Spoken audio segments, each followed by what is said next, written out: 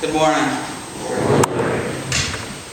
When my family walks to a restaurant, or any public area for that matter, people tend to stare. I always used to wish I could read the minds of those that could not take their eyes off of us. I knew that they had no idea of how blessed and special my brothers and my sister actually were. Although it is my family's outside appearance that people really seem to stare at, it is the diversity offered within my family and what is actually going on inside each of my 5 adopted siblings that really shaped who I am as a person and what really made me believe that I would grow up to never be a judgmental kind of guy. Ned.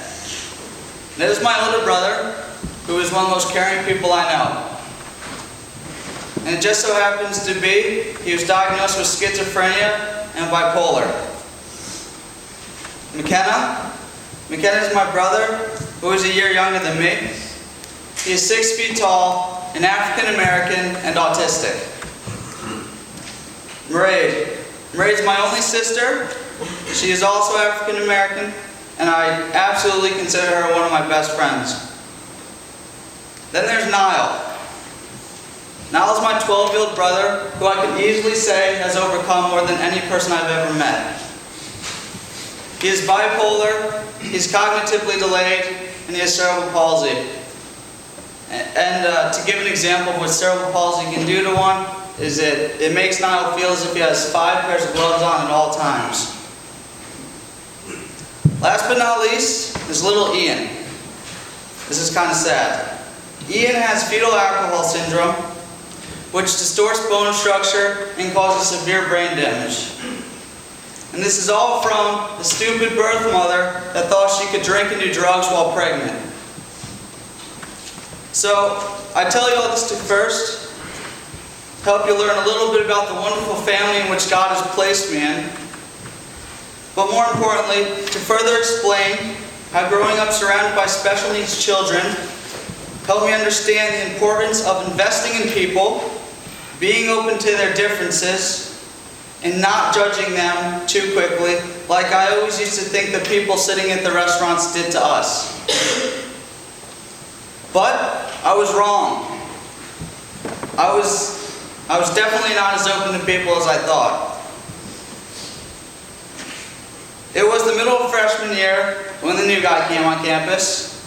To be honest, he annoyed me and I just had no intentions of being his friend. But by the end of freshman year, he still irritated me. I still had no intention of being his friend.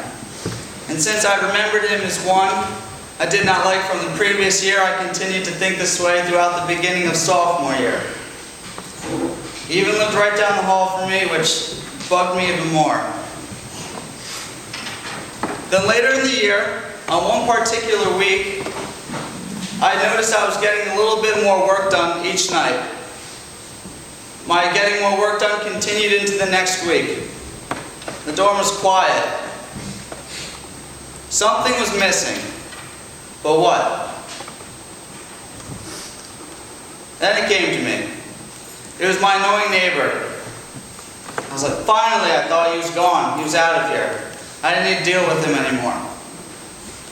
So, I go down to his room. I enter his room where his roommate's sitting, just smiling and whatnot.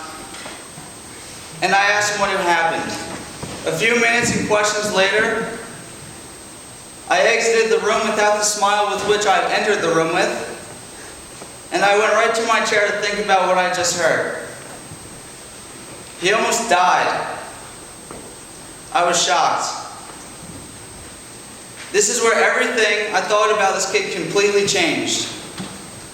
To be honest, I'm not exactly sure how this happened, but I think I might have been subconsciously feeling guilty that I never gave this kid a chance. But all I really knew was when he came back, if he was able to come back, I wanted to make his life a little bit easier in any way I could.